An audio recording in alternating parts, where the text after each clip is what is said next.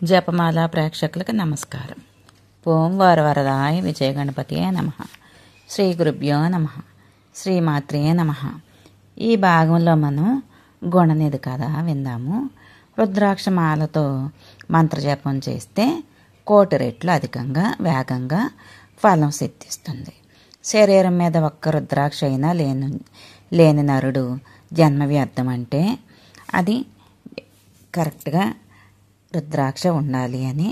దానివల్ల గుణనిధి ఎలా అయితే గుణనిధి కథ విందాం. ఇప్పుడు రుద్రాక్షను శిరస్సును పెట్టుకొని స్నానం చేస్తే గంగా స్నాన ఫలితం దక్కుతుంది. ఏకముఖి, పంచముఖి, ఏకాదశముఖి, చతుర్దశముఖి రుద్రాక్ష లోక పూజితాలు. రుద్రాక్షను నిత్యం భక్తితో పూజిస్తే శంకరుణ్ణి పూజించినట్టే. రుద్రుడికి రుద్రాక్షకు రుద్రాక్ష ధారణ వారికి భేదం లేదు. దరిద్రుణ్ణి ధనవంతుణ్ణి చేసే శక్తి ఒక్క రుద్రాక్షకే ఉంటుంది. దీనికి నిదర్శనంగా ఒక పురాణం చెప్తాను విను అని. ఇంకా కోసల దేశానికి గిరినాథుడు అనే బ్రాహ్మణుడు ఉన్నాడు. వేదాంగ పారగతుడు, ధనవంతుడు, ధర్మాత్ముడు. యజ్ఞయాగాలన్నీ చేశాడు. అతనికి గుణనిధి అని ఒక పుత్రుడు ఉన్నాడు. మన్మధుడిలాగా బహుసుందరుడు సుధీషణుడు అనే గురువు దగ్గర చదువుకుంటున్నాడు. కోడ వయసు కోతలు పెట్టింది. గురుపత్ని ముక్తావళికి వాళ్ళ వేసిరాడు. రూప యవ్వనాలకు సమాహితురాలైంది. కొంతకాలం కథ రహస్యంగా జరిగింది. ఎప్పటికైనా గురువుగారికి తెలిసిందే కదా, శపిస్తాడు అని భయపడ్డాడు గుణనిధి. దాంతో గురువుకి విషం పెట్టి అడ్డు తొలగించుకున్నాడు. ఇక స్వేచ్ఛగా నిర్భయంగా ముక్తావళితో కాపురం సాగించాడు. ఆ నోట ఇవన్నీ కూడా వ్యాపించింది. గిరినాథునికి తెలిసింది. ఎంతగానో నొచ్చుకున్నాడు. గుణనిధిని పిలిచి తల్లిదండ్రులు ఇద్దరు కూడా గట్టిగా మందలించారు. దాంతో ఆ దుష్టుడు అలిగి వారికే విషయం పెట్టాడు. తండ్రి కూడబెట్టిన ధనం సంపదలు ముక్తావళికి భోగభాగ్యాలతో ముంచి తేల్చాడు. సురాపాన మాంసభక్షణలకు అలవాటు పడ్డాడు. కాలం గడిచింది. సంపదలు తరిగిపోయాయి. కూర్చొని తింటే కొండలన్నా తరిగిపోతాయి కదండి. ఆస్తులు కరిగిపోయాయి. ధనం కోసం దొంగతనాలకు దిగాడు. గ్రామస్తులంతా మేల్కొన్నారు. సంఘ బహిష్కరణ విధించారు. ఇక చేసేది లేక ముక్తావళి గుణనిధులు అడవికి పారిపోయారు. దారి దోపిడీలు చేయడం మొదలుపెట్టారు. అడవి గుండా వెళ్ళి ప్రతి మనిషిని చంపి సొమ్ములు దోచుకుంటున్నారు. ముక్తావళితో మురిపాలు తీర్చుకుంటున్నాడు. చాలా కాలం సాగింది. ధనం ఉంటేనే కదండి ఏ సంతోషాలు సుఖాలైనా. వాళ్ళకి కన్ను మిన్ను కానట్లేదు. ఒకనాడు హఠాత్తుగా గుణనిధి మరణించాడు. యమదూతలు వేల సంఖ్యలో వచ్చి పడ్డారు. శివలోకం నుంచి శివగణాలు వచ్చాయి. 2 వర్గాల వారు వాదం జరిగింది. ఇతడు చేసిన పుణ్య కార్యం ఒక్కటైనా ఉందా అని యమదూతలు ప్రశ్నించారు. అతడిని తీసుకెళ్ళడానికి శివదూతలు కదా మీరు రావడం ఏంటి పరిహసించారు. దానికి శివదూతలు చెప్పిన సమాధానం ఏంటంటే, యమదూతలారా, ఈ గుణనిధి మరణించిన చోట నేల లోపల 10 మూరల లోతున రుద్రాక్ష ఉంది. దాని ప్రభావం వల్ల అతడి పాపాలన్నీ కూడా అంతరించిపోయాయి. శివ సన్నిధికి యోగ్యుడయ్యాడు. అందుకని తీసుకువెళ్ళడానికి వచ్చామన్నారు. శివదూతలు కిమ్మనకుండా తిరిగి ముఖం పట్టారు. అంటే భూమి లోపల మరణించిన శవం కింద కూడా రుద్రాక్ష ఉన్న ఆ వ్యక్తి శివుడికి శివలోకానికి వెళ్ళడానికి తథ్యమట. అది ఈ కథకి విషయం. గుణనిధి దివ్యమాన అధిరోహించి దివ్య రూపధరుడు అయ్యాడు. శివదూతలతో కలిసి శంకరుడి సన్నిధికి చేరుకున్నాడు. రుద్రాక్ష మహిమ అంతటిది వర్ణనాతీతం అని శివుడు షణ్ముఖుడికి వివరించి చెప్పాడు. షణ్ముఖుడు కృతార్థుడనయ్యానని సంబరపడ్డాడు. నారద, సదాచార ప్రసంగంలో రుద్రాక్షను గురించి నేనెంత గొప్పగా చెప్పడానికి ఇదే కారణం అని సర్వపాపక్షయకరం సర్వపుణ్యప్రదము అని వివరించాడు. ఇక రుద్రాక్షలు అధిదేవతలు. నారద, ఈ రుద్రాక్షల్లో కూడా చాలా భేదాలున్నాయి. దాత్రి ఫలమంతా అంటే ఉసిరిక అంతా ఉండేవి ఉత్తమోత్తం. వీటిని భద్రాక్షలు అంటారు. రేగుపండంత ఉండేవి మధ్యమాలు, పెసరగింజల్లా ఉండేవి అధమాలు. రుద్రాక్షల్లో బ్రాహ్మణ, క్షత్రియ, వైశ్య, శూద్ర జాతులు ఉన్నాయి. శ్వేతవర్ణంలో ఉండే బ్రాహ్మణం, రక్తవర్ణంలో ఉండే క్షత్రియ, పీతవర్ణంలో ఉండేవి వైశ్య జాతివి, కృష్ణవర్ణంలో ఉండేవి శూద్ర జాతి. ఏ జాతి వాటిని ఆ జాతి వారే ధరించాలి. ఆకారంలో సమానంగా ఉండి కంటకాలతో దృఢంగా నిగనిగలాడే శుభప్రదాలు, పురుగులు కొరికినవి, పగిలినవి, ముళ్ళు లేనివి, కంటకాలు లేనివి, కుదపలు కట్టినవి, బాగా తెరుచుకున్నవి పనికిరావు. స్వయంగా రంధ్రసహితమై రుద్రాక్ష ఉత్తమం. మానవులు రంధ్రం చేసినది మధ్యమం. నిశమం మీద రాస్తే బంగారు గీటు పడేది ఉత్తమోత్తం. దీన్ని శివపూజ దురంధర్లు ధరించాలి. రుద్రాక్షలను 2 పేటలు కానీ 3 పేటలు కానీ ధరించవచ్చు. కుండలాల్లో, కిరీటాల్లో, కర్ణాభరణాల్లో, హారాలలో, కేయూరాలలో, కటకాలలో ఇలా ఏ ఆభరణాల్లోనైనా పొదిగి ధరించవచ్చు. నిద్రపోతున్నా, తింటున్నా, తాగుతున్నా రుద్రాక్షమాలను తీసివేయవలసిన అవసరం లేదు. శుచిగా ఉన్న అన్ని వేళలా ధరించవచ్చు. 300 అధమమని, 500 మధ్యమని, 1000 రుద్రాక్షలు ధరిస్తే ఉత్తమని కొందరు చెప్పారు.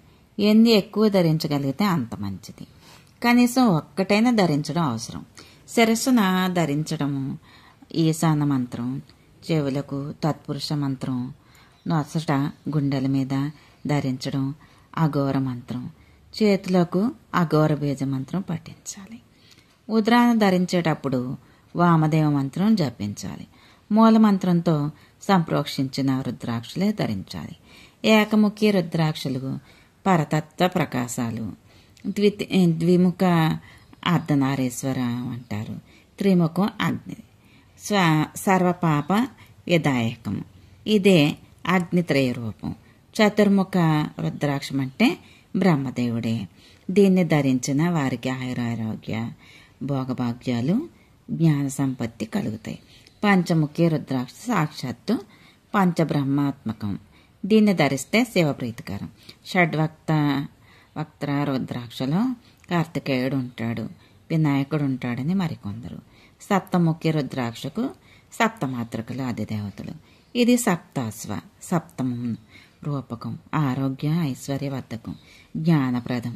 అష్టముఖి రుద్రాక్షకు అష్టమాతృకలు అధిదేవతలు. దీన్ని ధరించిన వారిని అష్టవసువులు, గంగాదేవి ఆశీర్వదిస్తారు. నవముఖి రుద్రాక్షం అంటే యమధర్మరాజు.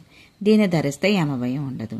దశముఖి రుద్రాక్షకు 10 దిశల అధిదేవతలు, 10 దిశల ప్రీతికరం. ఏకాదశ రుద్రాక్షకు ఏకాదశ రుద్రులు అధిదేవతలు. దీనినే ఇంద్రదైవం అని అంటారు. అత్యంత సౌఖ్యప్రదము. ద్వాదశముఖ రుద్రాక్ష సాక్షాత్తు మహావిష్ణు రూపం. దీనికి ద్వాదశాదిత్యులు అధిదేవతలు. సర్వరోగ నివారణి, ఆరోగ్యప్రదాయిని. త్రయోదశముఖి రుద్రాక్షకు మన్మధుడు అధిదేవుడు. దీన్ని ధరిస్తే తీరని కోరికలంటూ ఉండవు. కామదేవుడు సర్వాత్మక అనుగ్రహిస్తాడు. చతుర్ముఖి రుద్రాక్ష సాక్షాత్తు రుద్రనేత్రం నుంచి ఆవిర్భవించింది. దీన్ని ధరిస్తే ఆది వ్యాధులు ధరించవు. నారద, రుద్రాక్షలు ధరించిన వారు మధ్య మాంసంలో వెల్లుల్లి, పలాండు అంటే నీరుల్లి, సిగ్నులు అంటే మునగ, శ్లేష్మాత్మకం విరిగినవి, విడ్వరాహ భక్షణం చేయకూడదు. గ్రహణం కాలంలో, విషువత్తున, రేయింబవళ్ల సమయంలో, ఉండే రోజులు సంక్రమణ సమయంలో, ఆయన కాలాల్లో, అమావాస్య, దర్శ, పౌర్ణమాల్లో, ఇంకా ఇలాంటి పుణ్యదినాల్లో, పర్వాహాలలో రుద్రాక్షలు ధరిస్తే విశేష ఫలితం ఉంటుంది. వెంటనే పాప విమోచనం కలుగుతుంది. అంటే రుద్రాక్ష ధరించినప్పుడు మాంసము, మద్యము, వెల్లుల్లి, నీరుల్లి, మునగ, శ్లేష్మాత్మక అంటే విరిగి ఈ విడ్వరాహ భక్షణం చెయ్యకూడదు. ఇక భూతశుద్ధి. నారద, సదాచారంలో భాగంగా ఇప్పుడు భూతశుద్ధి గురించి చెప్తున్నాను, శ్రద్ధగా ఆలకించు. మూలాధార చక్రం నుంచి మేల్కొని సుషుమ్నా మార్గం ద్వారా బ్రహ్మరంధ్రంలోనికి చేరుకునే కుండలిని పరదేవతను ఒక్కసారి స్మరించు. సాధకుడు హంసమంత్రంతో జీవుణ్ణి బ్రహ్మలో అనుసంధిస్తాడు. శరీరంలో పాదాది జాను పర్యంతం భూమండలం అది చతుష్కోణం, సవజ్రకం, లం బీడ్యం, స్వర్ణవర్ణం. జాన్వాది నాభి పర్యంతం జలమండలం అది చంద్రార్ధ నిభం, పద్మద్వయాంకితం, వం బీజయుక్తం. శ్వేతవర్ణం నాభి మొదలు హృదయ పర్యంతం అగ్నిమండలం అది త్రికోణం, స్వస్తికాన్వితం, రం బీజయుక్తం. రక్తవర్ణం హృదయం నుంచి భ్రూమధ్య పర్యంతం వాయుమండలం అది వృత్తాకారం, షడ్బిందులాంచితం, యం బీజయుతం. ధూమ్రవర్ణం భ్రూమధ్యం నుంచి బ్రహ్మరంధ్రం పర్యంతం ఆకాశమండలం అది వృత్తాకారం, స్వచ్ఛం, మనోహరం, హం బీజయుక్తం. ఇలా ఒక్కొక్క మండలాన్ని ప్రత్యేకంగా భావించి ఒకదానిలో ఒకటి నింపాలి. భూమిలో జలం, జలంలో అగ్ని, అగ్నిలో వాయువు, వాయువులో ఆకాశం నింపి ఆకాశాన్ని అహంకారంలో, అహంకృతిని మహాతత్వంలో, మహత్తత్వాన్ని ప్రకృతిలో, ప్రకృతిని మాయలో, మాయను ఆత్మలో ఆవిర్భింపచేయాలి. అప్పుడు సాధకుడు శుద్ధి విన్మయుతుడు అవుతాడు. అయ్యాక వామకుక్షిలో ఉండే పాప పురుషుణ్ణి స్మరించాలి. నల్లగా అంగుష్ట పరిమాణంలో ఉంటాడు. బ్రహ్మహత్య శిరస్సుగా, సువర్ణస్థేయం బాహువులుగా, మధురాపానమే హృదయంగా, గురుపత్ని సంగమమే కటి ప్రదేశంగా, పాతకి స్నేహాలు పాదద్వయంగా, ఉపపాతకాలు మస్తకంగా, ఖడ్గ చర్మధరుడే అధోముఖుడే దుస్సాహంగా ఉంటాడు పాపపురుషుడు. ఇక వాయుబీజ స్మరణతో మహావాయువును సృష్టించి ఈ పాపపురుషుణ్ణి ఎండగట్టాలి. వాహ్ని బీజాన్ని స్మరించి మంటల్లో దహనం చేయాలి. ఆ బూడిదను కుంభకం ద్వారా స్వశరీరం నుంచి వెలుపలకు నెట్టి వాయుబీజ రేతనతో పోగుపెట్టి సుధాబీజ స్మరణతో తడిపి భూబీజ స్మరణతో ముద్ద చేసి ఆకాశబీజ స్మరణతో ఆ బంగారు ముద్దను అద్దంలా విశుద్ధిపరిచి ముర్దాది పాదపర్యంతం అన్ని అవయవాలకు పులుముకోవాలి. అటుపైన ఆ భస్మం నుంచి ఆకాశాది పంచభూతాలను పునరుత్పాదన చేసి సోహం మంత్రోచ్చారణతో ఆత్మను హృదయాంబుజంలోకి తీసుకురావాలి. పరసంగం నుంచి సుధామయమైన కుండలిని జీవాన్ని తెచ్చి హృదయాంబోజంలో సంస్థాపించి మూలాధారంలో ఉండే శక్తిని ధ్యానించాలి. ఎర్ర సముద్రంలో తెప్పలాగా అంటే తెప్ప మీద ఉన్న అరుణ సరోజం మీద కూర్చుని హస్తపద్మాలలో శూలము, తుమ్మెదలనే అల్లెత్రాడులాగా చెరకు విల్లు, అంకుశము, 5 బాణాలు, ఒక రక్తక పాలము ధరించినది, 3 కన్నుల కలది, బలిష్టమైన వక్షోజాలు కలది, ఉదయిస్తున్న సూర్యబింబపు రంగులో ప్రకాశించేది ఆ మహాదేవి, ఆ పరాంబిక, ఆ ప్రాణశక్తి మాకు సుఖప్రదం అవుగాక అని పరమాత్మ స్వరూపిణి ఆ ప్రాణశక్తిని ఇలా ధ్యానించి విభూతిని ధరించాలి. విభూతిని ధరిస్తేనే వైదిక సత్కర్మాచరణకు అర్హత, అధికారము సిద్ధిస్తుంది. అందుకే అందరూ కూడా ఈ విభూతి ధరించాలి. విభూతి ధరించడం వల్ల సర్వ సౌభాగ్యాలు, సంపదలు కలుగుతాయని చెప్తారు. శృతి, స్మృతి, పురాణాలు చెప్పిన ప్రకారం విభూతి ఎలా ధరించాలో, ఏ మహాఫలాలు లభిస్తాయో అది కూడా తెలియచేస్తాను, తెలుసుకొని ఇంకా భస్మధారణ శిరోవ్రతం. ఇది విందాము. నారద, భస్మధారణకి శిరోవ్రతం అని పేరు. దీన్ని ఆచరించిన వారికే పరావిద్యకు అధికారం. విధి విధానంలో శ్రద్ధగా ఈ శిరోవ్రతాన్ని ఆచరించాలి. దీన్ని ఆచరించకుండా శ్రౌతస్మార సమాచారం ఎంత తెలుసుకున్నా అనుపకారమే. శిరోవ్రతాచరణం వల్లనే బ్రహ్మాదులు దేవతలు కాగలిగారు. దీన్ని మహత్యాన్ని త్రిమూర్తులు కూడా పూర్తిగా వర్ణించలేరు. అధర్వణ వేదంలో శిఖరమాణంగా చెప్పబడ్డ గొప్ప వ్రతం ఇది. ఇంతకన్నా గొప్ప వ్రతం మరొకటి లేదంటే లేదు. శాఖ భేదాలను బట్టి ఈ వ్రతానికి చాలా పేర్లున్నాయి. పేర్లు దారులు వేరైన వస్తువు ఒక్కటే, శివాక్యం సత్య చిద్గణం కనుక దీన్ని అందరూ ఆచరించాలి. ఎన్ని శాస్త్రాలు ఎన్ని విద్యలు నేర్పినా శిరోవ్రత విహీనుడైనట్టయితే అతడు సర్వధర్మ విహీనుడి కిందనే లెక్క. ఇది పాపకాంతార దాహకం, సర్వ విద్యా సాధకం, నిత్యము ఆచరించాలని అధర్వణ శృతి స్పష్టంగా చెబుతోంది. అగ్నిరిత్యాది మంత్రాలు 6 శుద్ధి చేసిన భస్మాన్ని శరీరంలో సర్వాంగాలకు నిండా పులుముకోవాలి. సంగ్రహంగా శిరోవ్రతం అంటే ఇదే. సంధ్యా సమయాల్లో విద్యారంభాల్లో తప్పకుండా చేయాలి. 12 రోజుల నుంచి 12 ఏళ్ళ వరకు ఎంతకాలమైన ఈ వ్రతం సంకల్పించుకోవచ్చు. కనిష్ట గరిష్ట పరిమితులు మాత్రం అవి. శిరోవ్రత స్నాతకుడికి విద్యలను కానీ మంత్రాలను కానీ ఉపదేశించని వాడు ఆ విద్యను కోల్పోతాడు.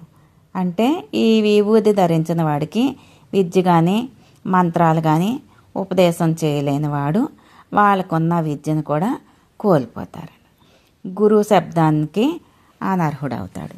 బ్రహ్మ విద్య గురువు అంటే సాక్షాత్తు పరమేశ్వరుడు, మునీశ్వరుడు, పరమ దయామయుడుగా ఉండాలి కదా.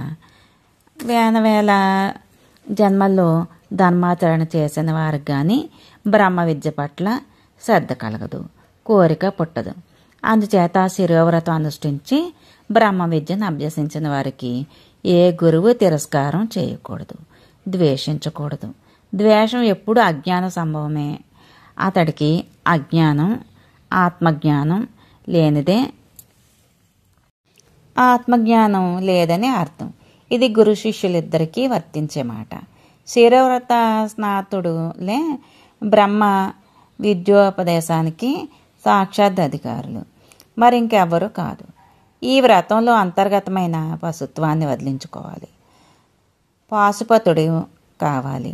అటువంటి వారికే బ్రహ్మ విద్యను ఉపదేశించాలని వేదానుశాసనం. సతారమైన త్రయంబక మంత్రాన్ని జపిస్తూ త్రిపుండ్రాలు కానీ భస్మధారణ చేస్తే సరిపోతుందని జాబాలులు మతం.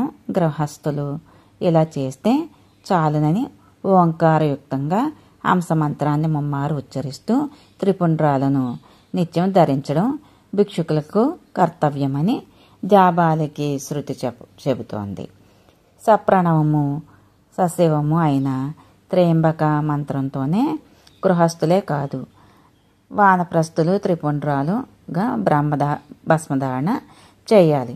మేధావిత్యాది మంత్రంతో కూడా బ్రహ్మచారి తడిపిన భస్మాన్ని త్రిపుండ్రాలను ధరించవచ్చు.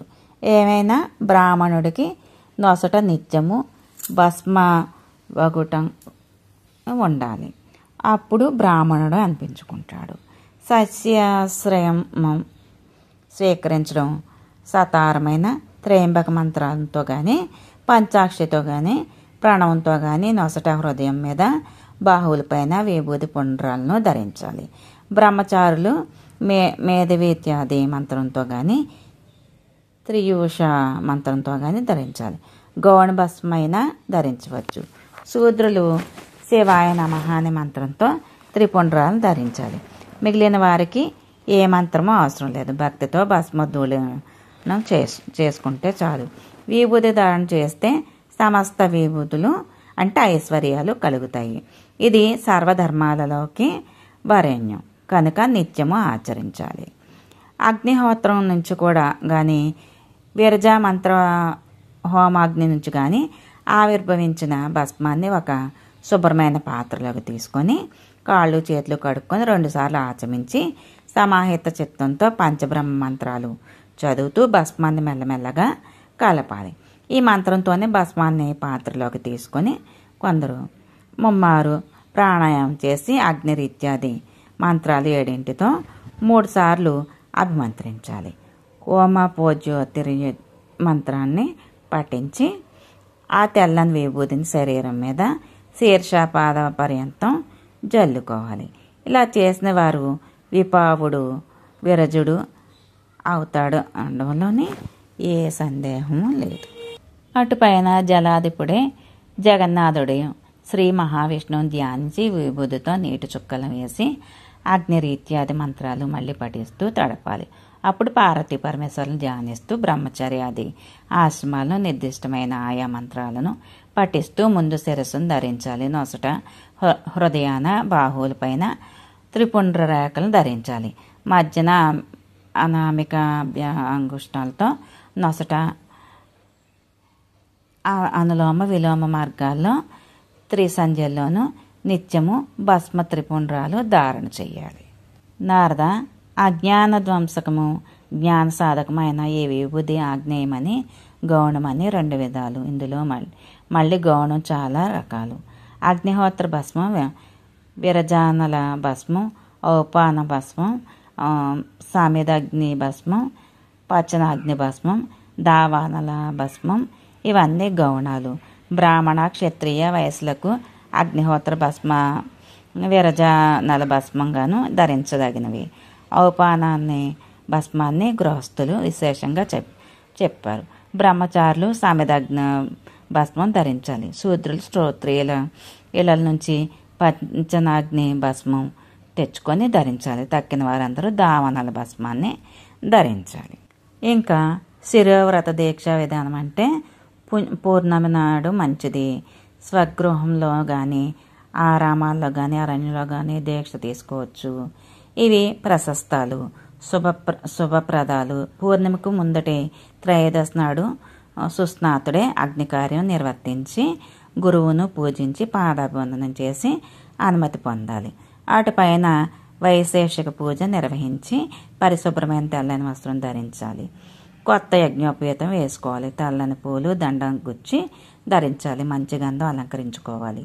దర్భాస్ మీద దర్భాల చేత బట్టి కూర్చోవాలి. తూర్పు ముఖంగా కానీ ఉత్తరముఖంగా కానీ కూర్చొని ముమ్మారు ప్రాణాయామం చేయాలి. పార్వతీ పరమేశ్వరులను ధ్యానించి వారికి విన్నవించుకోవాలి. నేను ఈ వ్రతం చేస్తున్నాను అని సంకల్పం చేసుకొని చెప్పుకోవాలి. అప్పుడు వ్రత దీక్షుడైనట్టు లెక్క. ఈ శిరోవ్రతం జన్మాంతరం వరకు అని 12 ఏళ్ల వరకు కానీ 6 ఏళ్ల పాటు కానీ 3 ఏళ్ల పాటు కానీ 7.5 కానీ ఏడాది కానీ 6 నెలలు కానీ 3 నెలలు కానీ నెల నాళ్ళు కానీ 12 రోజులు కానీ 6 రోజులు కానీ 3 రోజులు కానీ ఆదమం పక్షం 1 రోజు కానీ చేయవచ్చు. ఓపిక బట్టి వీలుని బట్టి సంకల్పాది నియమం చేసుకోవచ్చు. విరజాహోమం చేసే అగ్నిని తెచ్చి ఆజ్యంతో సమదలతో చరువుతో యథావిధిగా మంత్రయుక్తంగా హోమం చేయాలి. చూసారండి మనకి ఎంత విశేషంగా చెప్తున్నారో. కనీసం ఒక్కరోజన్నా చేయగలగాలి అని దీక్ష తీసుకొని రోజుకి ముందుగానే అంటే భూతశుద్ధికి ఆకాంక్షించి మళ్ళీ సమదలతో ఆజ్యంతో మంత్రాలతో హోమం చేయాలి. నా దేహంలో ఈ తత్వాలు శుద్ధి పొందుగాక అని స్మరించి హోమక్రియ సాగించాలి. పంచభూతాలు పంచ తన్మాత్రలు పంచకర్మేంద్రియాలు పంచ జ్ఞానేంద్రియాలు పంచ ప్రాణవాయువులు సప్తధాతువులు సత్వరజ స్తమో గుణాలు మనోబుద్ధి అహంకారాలు ప్రకృతి పురుషులు రాగము విద్య కళ నియతి కాలము మాయ శుద్ధి విద్య మహేశ్వర సదాశివులు శక్తి శివతత్వాలు వీటిని తత్వాలు అంటారు. వీటి శుద్ధిని ఆకాంక్షించి విరజామంత్రంతో హోమం చేస్తే మానవుడు శుద్ధి పొంది విరజుడవుతాడు. అటుపైన ఆవు పేడ తెచ్చి ముద్దలు చేసి అభిమంత్రించాలి. హోమగుండంలో వేల్చి రోజంతా సంరక్షించాలి. ఆ విషయం మాత్రమే భుజించాలి. అగ్నికుండాన్ని చూసుకుంటూ ఉండాలి. చతుర్దశి సుప్రభాతాన హోమక్రియలన్నీ యథావిధిగా నడిపి ఆ రోజంతా ఉపవాసం ఉండాలి. నిరాహారుడిగా గడపాలి. పౌర్ణమి నాడు ప్రాతకాలంలో మళ్ళీ యథావిధిగా హోమం చేయాలి. హోమాంతరం రుద్రాగ్నిని ఉపసంహరించాలి. హోమగుండం నుంచి శ్రద్ధగా పద్ధతిగా భస్మం తీసుకోవాలి. అప్పుడు ముండితుడితో జటిలుడు శిఖావంతుడు అయ్యి స్నానం చెయ్యాలి. సిగ్గుపడని వాడైతే దిగంబరంగాను, సిగ్గుపడేవాడైతే కాషాయంబరంగాను చర్మాంబర బలకలాలతో ఏదో ఒకటి కట్టుకోవాలి. ఏకాంబరుడే కావాలి. మొలనూలు చుట్టుకోవాలి. దండం పట్టుకోవాలి. కాళ్ళు కడుక్కోవాలి. 2 సార్లు ఆచమించి ఆత్మను శరీరాన్ని సంకలీకరం చెయ్యాలి. విరజానల సంభవమైన ఆ భస్మాన్ని అగ్నిరీత్యాధికమైన ఆ దర్వణ మంత్రాలను 6 చదువుతూ మూర్ధాదిచరణంతంగా అన్ని అవయవాలకు పులుముకోవాలి. అదే క్రమంలో భస్మంతో సముద్దూళనం చేసుకోవాలి. ప్రణవాన్ని శివనామాన్ని జపించాలి. ఈ పని చేయాలి. ఆ తర్వాత త్రియాయుష మంత్రంతో త్రిపుండ్రాలు ధరించాలి. శివభావాన్ని పొంది శివభావాన్ని ఆచరించాలి. అని నిత్యము 30 పొద్దుల ఇలా చేస్తే అది పాశుపత వ్రతం అని అంటారు. ఇది పశుత్వాన్ని తొలగించడంతో పాటు భుక్తిముక్తి ప్రదాయం అవుతుంది. ఇలా పాశుపత వ్రతం చేసి పశుత్వాన్ని తొలగించుకున్న మహానుభావుడు సాక్షాత్తు మహాదేవుడు లింగమూర్తి సదాశివుడిగా పూజనీయుడు అవుతాడు. తతృసుత్వం పరిత్యజ్య కృత్వా పాశుపతం వ్రతం పూజనీయో మహాదేవో లింగమూర్తి సదాశివ. నారద, భస్మస్నానం వల్ల కలిగే పుణ్యం మహాపుణ్యం, సర్వసౌఖ్యకరం, ఆయుర ఆరోగ్య భోగభాగ్యాల బలపుష్టి వర్ధనం, రక్షణ కోసం మంగళార్థం, సర్వసంపత్ సమృద్ధి కోసం, మృత్యుభయం మహామారి భయం నివారణ కోసం మనుషులు ఈ భస్మ స్నానం చేయాలి. భస్మ భేదాలు: విరించి పుత్ర, శాంతిక, పౌష్టిక, కామద భేదాలతో ఈ భస్మం 3 విధాలు. ఇది నీకు కుతూహలం కలిగించే విషయం కనుక వివరంగా చెప్తాను, ఆలకించు. గోమయం అంటే పరమ పావనం కదా, మహాపావకాక్షయకరము, మహాకీర్తికరము కదా. ఆ గోమయాన్ని ఆవుతోక కింద భాగం నుంచి యువతలకి వచ్చి రాకుండానే చేతిలోకి స్వీకరించి యథావిధిగా బ్రాహ్మ మంత్రంతో వేదమంత్రాలతో హోమం చేయగా సిద్ధించిన భస్మాన్ని శాంతికం అంటారు. గోమయాన్ని సావధాన చిత్తుడే గ్రహించాలి. కింద పడకుండా మధ్యలోనే పట్టుకుని షడాక్షర మంత్రంతో హోమం చేస్తే సిద్ధించే ఈ ఊది పౌష్టికం అంటారు. దాన్నే ప్రసాద జపంతో బీజాక్షరాలతో హోమం చేస్తే వచ్చే భస్మాన్ని కామద అంటారు. భస్మవ్రత పరుడు తెల్లవారుజామునే లేచి శుచి గోశాలకు వెళ్ళి ఆవులకు నమస్కరించాలి. బ్రాహ్మణుడైతే తెల్ల ఆవుది, క్షత్రియుడైతే ఎర్ర ఆవుది, వయసుడైతే పసుపు రంగుది అది ఆవు, శూద్రుడైతే కర్రీ ఆవు పేడ తెచ్చుకోవాలి. పౌర్ణమి నాడు కానీ, అమావాస్య కానీ, అష్టమి నాడు కానీ చిత్తశుద్ధితో ఈ పని చేయాలి. తెచ్చాక ఆయన నిర్దిష్ట మంత్రాలు చదువుతూ చెట్టు కానీ పొట్టు కానీ తూషేణ వా భూసైర్వా కలుపుతూ ముద్ద చేసి చరిచి శుచి ప్రదేశంలో ఎండబెట్టాలి.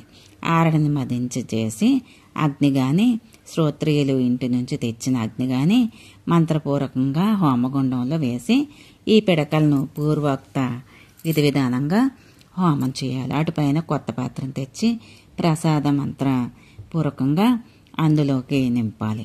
చందన, కాశ్మీరాది సుగంధ ద్రవ్యాలు కలపాలి. ఆ పాత్రను భద్రపరచుకోవాలి. నిత్యము ముందుగా జలస్నానం చేసి తర్వాత భస్మ స్నానం చేయాలి. జలస్నానానికి ఆసక్తుడైతే అస్తపాద ప్రక్షాళన చేసుకొని ఈశాన మంత్రంతో శిరస్సును చిలకరించుకోవాలి. తత్పురుష మంత్రంతో ముఖాన, అఘోర మంత్రంతో హృదయ భాగం, వామంత్రంతో నాభిదేశాన, సజ్జ మంత్రంతో సర్వాంగాలను విభూతి పెట్టుకోవాలి. దీన్ని భస్మ స్నానం అంటారు. తర్వాత పూర్వాస్త్రాన్ని విడిచి శుద్ధ వస్త్రాన్ని ధరించి హస్తపాదాలను మళ్ళీ కడుక్కొని ఆచమనం చేయాలి.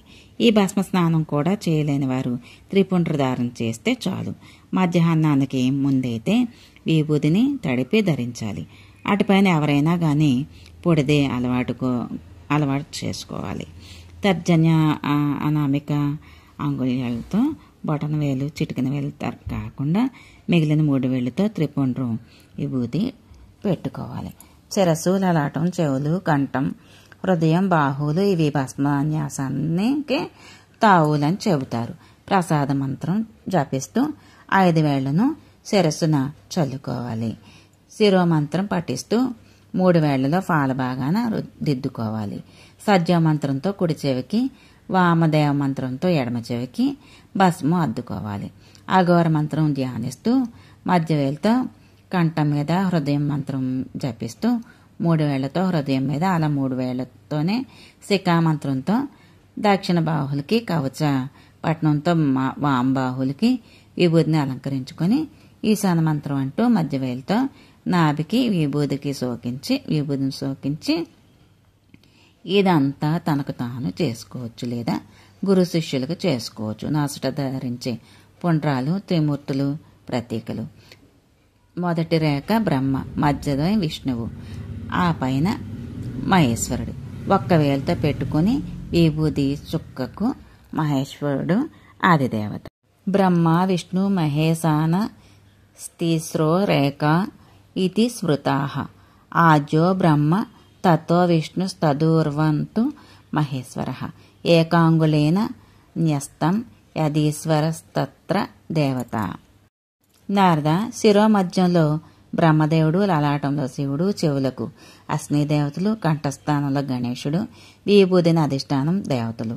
క్షత్రియ, వైశ్య, శూద్ర భస్మధారణమే కాక తప్ప భస్మోద్దోళనం పనికిరాదు.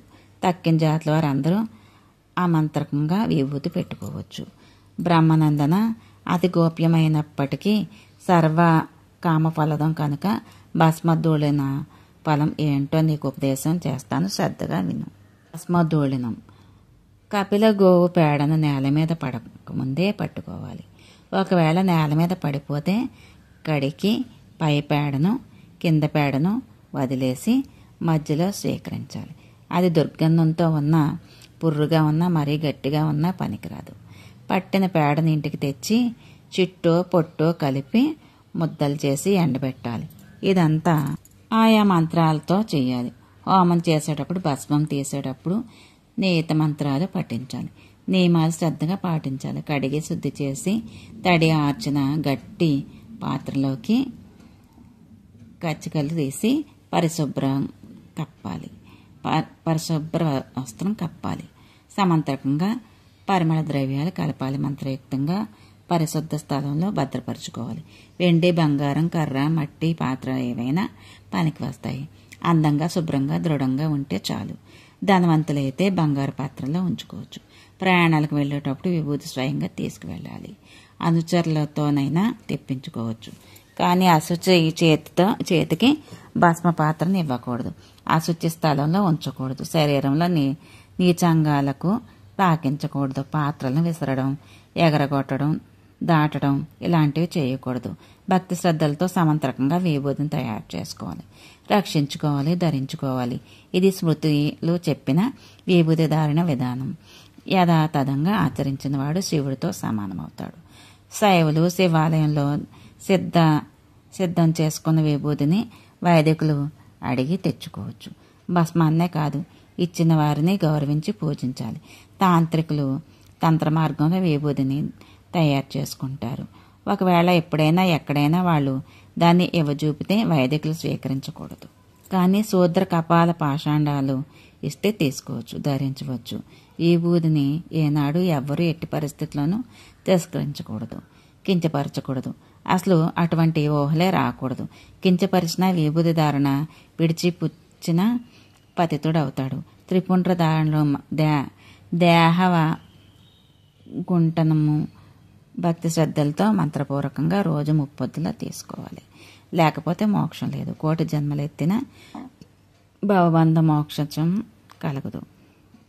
విభూతి ధరించిన వాడికి జన్మ నిష్ఫలం. ధరించిన వాడికి మరి జన్మలో పందిగా పుడతారు. పుండ్రాక్షలు లేని మానవ శరీరం శ్మశాన సదృశం. పుణ్యాత్ములు వాడినివి చూడనే కూడదు. వాడిని విభూతి లేని పాలము, శివాలయం లేని గ్రామము, ఈశ్వరార్చన లేని జన్మము, శివాశ్రయం కాని చదువు, విద్య, పరనింద్యాలు.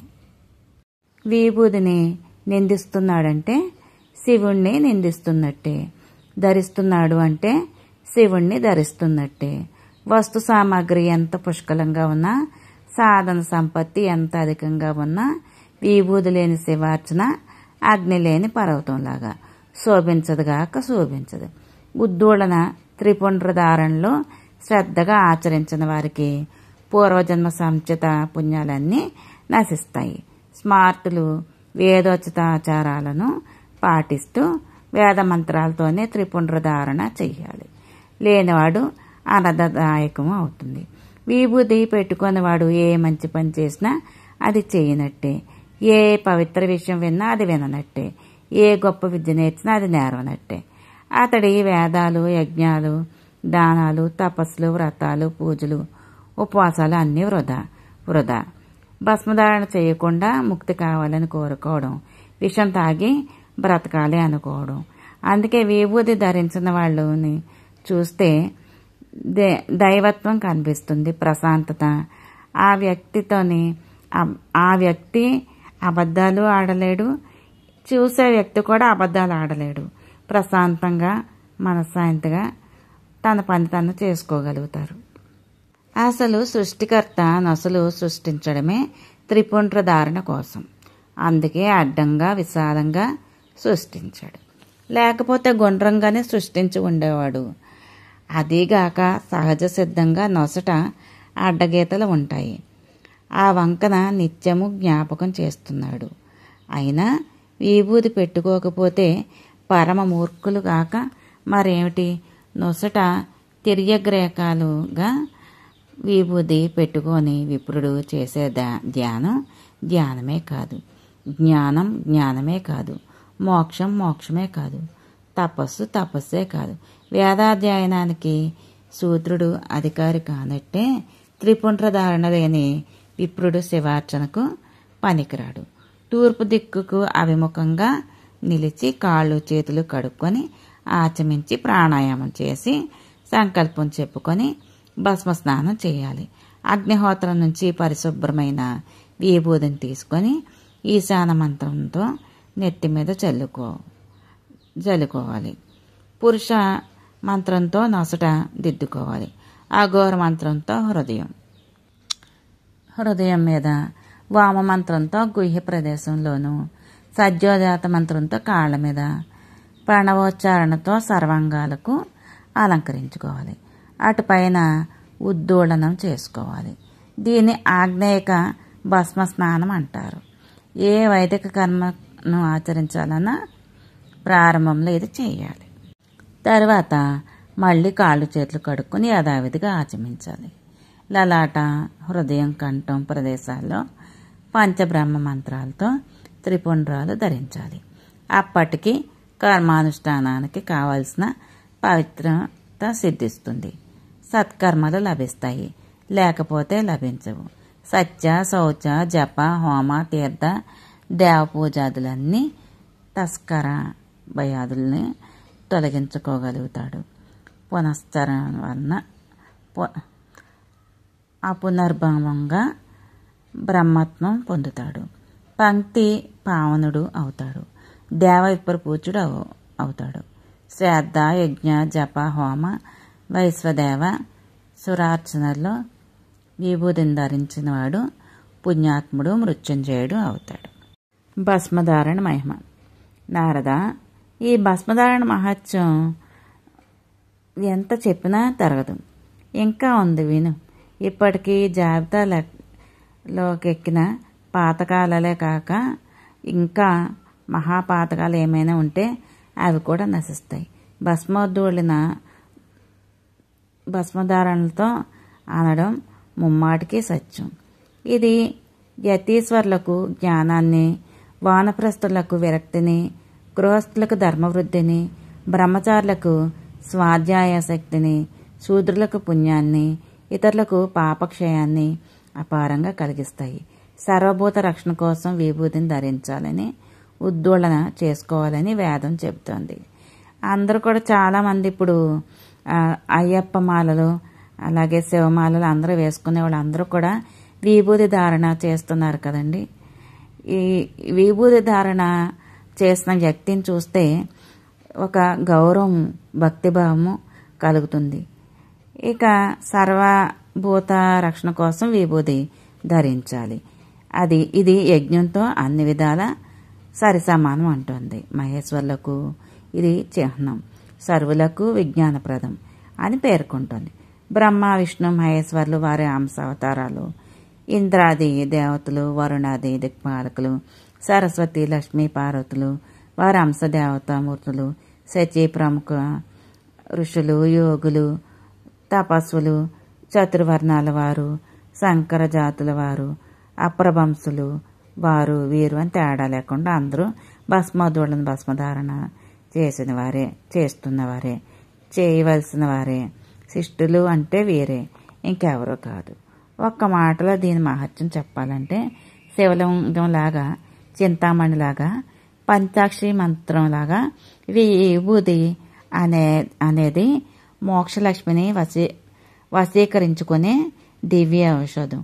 అంటే విభూది లక్ష్మీదేవి సంపదనిస్తుంది అని అర్థం. విభూతిని ధరించి వస్తే మూర్ఖుడా, పండితుడా అనే ప్రశ్న లేదు. అతడికి భోజనం పెట్టాలి. అతడు భుజిస్తే పార్వతీ పరమేశ్వర్లు వచ్చి భుజించినట్టే. భస్మధారిని అనుసరించిన, స్తుతించిన, శ్రద్ధగా సేవించిన పాపాలు తొలగిపోతాయి. పూజనీయుడవుతాడు. త్రిపుండ్రధారికి భిక్ష వేస్తే సర్వవేదాలు చదివినంత, సకల సత్కర్మలు అనుష్ఠించినంత పుణ్యం వస్తుంది.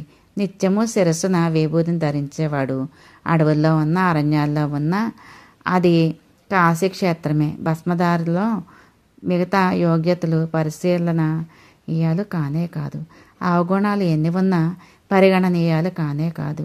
శివసంతతితో సమానుడు, పూజనీయుడు. ఒకవేళ దుశ్శీలుడు అయ్యుండి ఎదుటివారిని మోసగించడం కోసం విభూతి పెట్టుకున్నా, ఒళ్ళంతా పులుముకున్నా అతడు ధన్యుడే, పావనుడే. 100 యజ్ఞాలు చేసిన వారు వెళ్లే లోకాలకు తాను వెడతాడు. అనుకోకుండా విభూది ఒంటిని తగిలిన, క్రీడా వినోదంగా ధరించిన, భయపడి పెట్టుకున్న అతడు శివుడితో సమానమే, పూజనీయుడే. విభూది ధారణ ఏ కారణంగా ఎవరు ఎలా చేసినా ముగ్గురమ్మలను, ముగ్గురయ్యలను తృప్తికి, ఆనందాన్ని కలిగిస్తుంది. దాన, యజ్ఞ, తప, స్థిరయాత్రలకు అందని పుణ్యం విభూది ధారణలతో వచ్చి ఒడిలో పడుతుంది. నిజం. అవి అందించే పుణ్యాలు ఈ పుణ్యంతో 16 వంతులకి కూడా సాటిరావు. తను చిహ్నాలను ధరించిన ప్రజలను రాజుగారు ఎలా తన వాళ్ళని గుర్తిస్తాడో అలా శివుడు త్రిపుండ్రాలను తన వాళ్ళుగా భావిస్తాడు. నిర్మల హృదయంతో విభూతిని ధరిస్తే సాక్షాత్తు రుద్రుణ్ణి వశీకరించుకున్నట్టే. మిగతా ఆచారాలు, అనుష్ఠానాలు ఏమీ లేకపోయినా సరే నొసటను విభూతితో అడ్డబొట్టు ఉంటే చాలు, అతడు ముక్తికి పొందడం తథ్యం. కులము, గోత్రము, వ్రతము, జ్ఞానం ఇత్యాదులతో పని లేదు. పరీక్ష లేదు. నారద, శివ మంత్రం కన్నా గొప్ప మంత్రం లేదు. శివుడి కన్నా గొప్ప దైవం లేడు. శివార్చన కన్నా గొప్ప పుణ్యం లేదు. విభూది కన్నా గొప్ప తీర్థం లేదు. రుద్రనేత్రాగ్ని కన్నా గొప్ప తీర్థం ఈ విభూది. ఇంకా సర్వదుఃఖ విధ్వంసకం, సర్వపాప విమోచకం. విభూదిధారి ఎవడైనా ఆగుగాక. ఎక్కడ ఉంటే అక్కడ సర్వభూతగణ, సర్వతీర్థగణ పరివృతులే పార్వతీ పరమేశ్వరులు ఉంటారు. పంచాక్షరి శివమంత్రం పరిపూర్తమై ఈ విభూతిని శివుడు కోరి అలంకరించుకునే ఈ భస్మాన్ని నిందుట త్రిపుండ్రాలుగా ధరిస్తే చాలు. అక్కడ బ్రహ్మదేవుడు రాసిన చెడు రాతలు కూడా జరిగిపోతాయి. ఇది బ్రహ్మదేవుడికి కూడా తన రాత తెలియకుండా మనం తను ఎంతకాలం రాత రాశాడు, ఏం రాశాడు, తప్పు రాశాడా, మనకి యోగం రాశారా, ఆ ఏమీ ఆయనకి తెలియకుండా ఉంటుంది. కాబట్టి ఈ భస్మం, విభూది పుండ్రాలు పెట్టుకొని నుదురికి చేస్తే రాత కూడా మారి మంచి రాత వచ్చి సంతోషంతో, సుఖంగా, ఆయుర ఆరోగ్య ఐశ్వర్యాలతో ఉంటారని తెలుస్తుంది కదండి. ఇంకా చెప్తున్నారు. శ్రీమాత్రే నమః. మిగతాది తర్వాయి భాగంలో విందాము.